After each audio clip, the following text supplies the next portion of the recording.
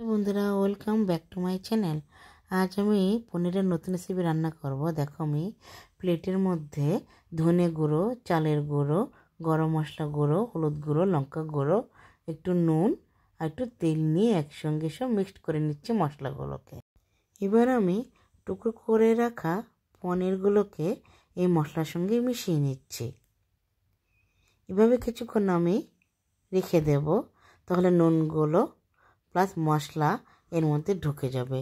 এরপর আমি কড়াইতে দিয়ে দেব পরিমাণ মতো তেল।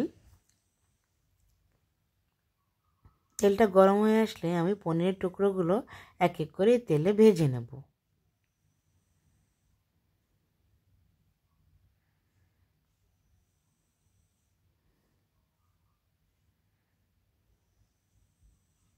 এবার কিছুক্ষণ এভাবে নাড়াচাড়া করে আমি পনিরগুলোকে ভেজে একটা প্লেটে উঠিয়ে নিয়ে রাখবো।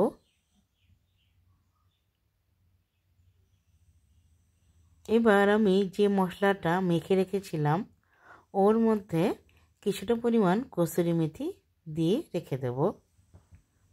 এবার যেই তেলে আমি পনিরগুলো ভেজেছি সেই তেলে কিছুটা পরিমাণ আলু এর মধ্যে দিয়ে ভেজে নেব। এবার কিছুক্ষণ ভাজা হয়ে গেলে আমি এর মধ্যে দেব টুকরো করে রাখা ক্যাপসিকাম। এবার দুটো একসঙ্গে কিছুক্ষণ নাড়াচাড়া করব। আর তোমরা তাকে দেখে নিয়েছো, আমি মিক্সার মেশিনে টমেটো এবং লঙ্কা পেস্ট করার জন্য নিয়েছিলাম। তো দেখো, আমার পেস্ট করা হয়ে গেছে। এখন সেটা আমি এখানে ঢেলে দেব।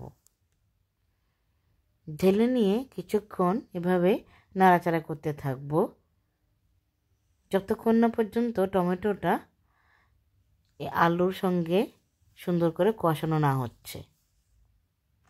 এবার দেখো, টমেটোটা কষানো হয়ে গেছে।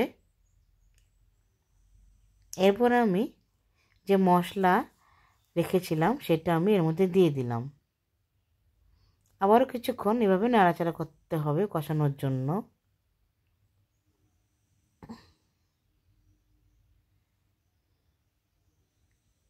এবার কষানো হয়ে গেলে আমি ভেজে রাখা পনির এর মধ্যে দিয়ে দেব। এভাবে আবার কিছুক্ষণ নাড়াচাড়া করে আমি পরিমাণ মতো জল দিয়ে দেব এর মধ্যে।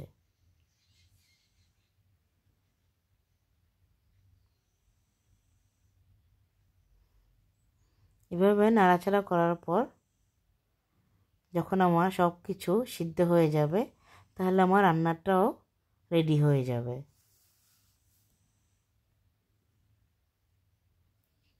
দেখো, আমার রান্নাটা প্রায় হয়ে এসছে।